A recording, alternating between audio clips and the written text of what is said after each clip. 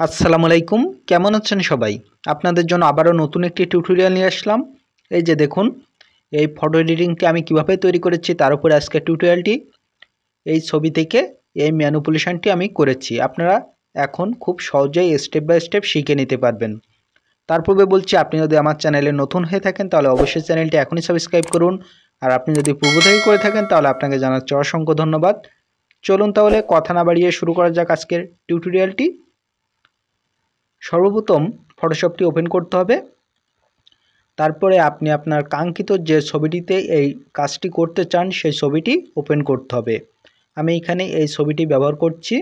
আপনি চাইলে অন্য যে কোনো ছবি ব্যবহার করতে পারেন, কোনো সমস্যা নাই।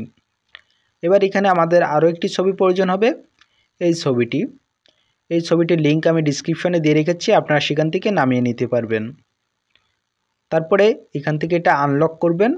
এখানে দেখুন, প্রথমে ম্যাজিক ইরেজার টুলটি সিলেক্ট করতে হবে। তারপরে এখানে জাস্ট একটি ক্লিক করে দিব। তারপর এখান থেকে আবারও ইরেজার টুল দিয়ে আমরা এভাবে এটুকু রিমুভ করে দিব। আমাদের শুধু উপরের অংশটুকু প্রয়োজন। এখানে দেখুন, একটু জুম করে এটুকু সুন্দরভাবে ইরেজ করে দিতে হবে।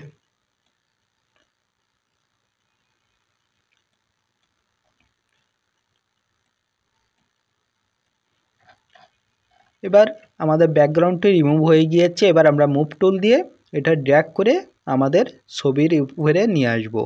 দেখুন এখানে চলে এসেছে। এবার এখান থেকে কিবোর্ড থেকে Ctrl+T প্রেস করে এটা সুন্দরভাবে এভাবে রিসাইজ করে আমাদের কাঙ্ক্ষিত ছবির উপরে আমরা বসিয়ে দিব। আপনি চাইলে এখান থেকে অপাসিটি একটু কমিয়ে এখানে দেখতে পারেন আপনার ছবিটির ওখানে কোথায় বসালে পারফেক্টভাবে বসছে। এখানে আপনি সেভাবে এখানে বসিয়ে দিতে পারেন। আপনার প্রয়োজন মতো যেখানে আপনার বসানোর প্রয়োজন আপনি একটু দেখে নেবেন কোথায় বসালে ছবিটির সাথে ম্যাচিং হচ্ছে।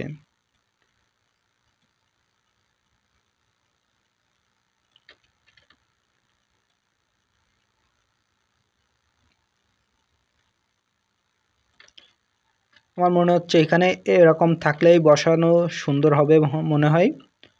তারপরে আমরা ইন্টার প্রেস করে দিব। এবার আমরা যে এখান থেকে অপাসিটি কমিয়ে দিয়েছিলাম এটা আমরা আবারও 100% করে দিব। এবার আমাদের দেখুন এখানে যে মার্কস আইকন রয়েছে, মার্কস আইকনে একটি ক্লিক করে দিব।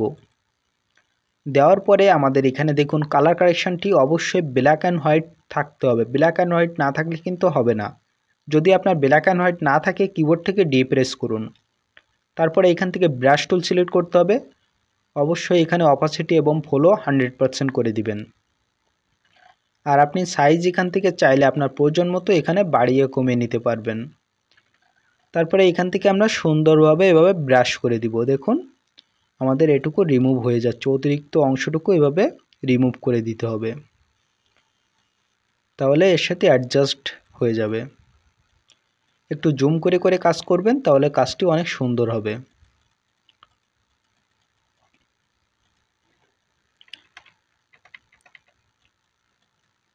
দেখুন এভাবে খুব সুন্দরভাবে আপনি এটা রিমুভ করে দিতে পারবেন।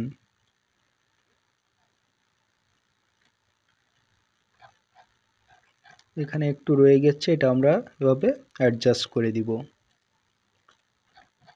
দেখুন আমাদের এটা রিমুভ হয়ে গিয়েছে। এবার আমাদের যে ব্যাকগ্রাউন্ড লেয়ারটি এটা আমরা এখান থেকে আনলক করব। আর এখানে আমাদের যে এই টুলটি রয়েছে কোলন টুল, এটা আমরা সিলেক্ট করব। তারপরে এখানে এসে আমরা জাস্ট এখানে থাকা অবস্থায় অল্টার প্রেস করব। তারপরে এখান থেকে আমরা এভাবে এখানে ড্র্যাগ করে দিব। আমাদের এখানে অ্যাডজাস্ট হয়ে গেল। এবার আমাদের এই সবগুলো লেয়ার একত্র করার জন্য আমরা দুইটি লেয়ার Ctrl+ এখানে সিলেক্ট করব দুইটা। তারপরে এখানে রাইট বাটন প্রেস করে এখানে মার্জ লেয়ারে ক্লিক করে দিব। দেখুন আমাদের সবগুলো লেয়ার একত্রে হয়ে গিয়েছে। এবার আমরা কালার কারেকশন করব। কালার কারেকশন করার জন্য এখান থেকে আমরা ভাইব্রেন্স দিয়ে দিচ্ছি একটু। কালার কারেকশন সম্পূর্ণ আপনার উপর, আপনি যেমন কালার কারেকশন করতে চান এখান থেকে লেভেলস পাবেন, ভাইব্রেন্স পাবেন, ব্রাইটনেস পাবেন, সবগুলো আপনি এখান থেকে দেখে নেবেন আপনার ছবির সাথে কোনটা ম্যাচিং হচ্ছে। এক এক ছবির সাথে দেখবেন এক এক রকম কালার কারেকশন প্রয়োজন হবে। সেজন্য আপনি এখানে নিজের দায়িত্বে দেখে নেবেন। এভাবে চাইলে আপনি খুব সহজেই এই ডিজাইনটি করতে পারবেন। আর আপনারা যারা এখনও আমার চ্যানেলটি সাবস্ক্রাইব করেননি তারা অবশ্যই চ্যানেলটি এখনই সাবস্ক্রাইব করুন এবং পাশে থাকা বেল আইকনটি অন করে দিন পরবর্তী ভিডিও আপডেট পাওয়ার জন্য। আর আপনারা চাইলে আমার সাথে ইনস্টাগ্রামে কানেক্ট থাকতে পারেন, লিঙ্ক ডিসক্রিপশনে পেয়ে যাবেন। আর আপনারা কী কী বিষয় ভিডিও পেতে চান সেটাও অবশ্যই কমেন্টে জানাবেন, আমি চেষ্টা করব সেই সব বিষয়ে ভিডিও দেওয়ার জন্য। আজকের টিউটোরিয়ালটি আপনার কাছে কেমন লেগেছে সেটা অবশ্যই কমেন্টে জানাবেন। যদি ভালো লাগে তাহলে ভিডিওতে একটি লাইক দিবেন, আর ভালো না লাগলে ডিসলাইক দিয়ে দিবেন, কোনো সমস্যা নেই। তাহলে আজকের মতো এখানে বিদায় নিচ্ছি। দেখা হবে আবারও নতুন কোনো টিউটোরিয়ালে নতুন কিছু নিয়ে। সে পর্যন্ত সবাই ভালো থাকুন, সুস্থ থাকুন, সকলের জন্য রইল শুভকামনা। আসসালামু আলাইকুম রহমতুল্লাহি ওয়া বারাকাতুহু।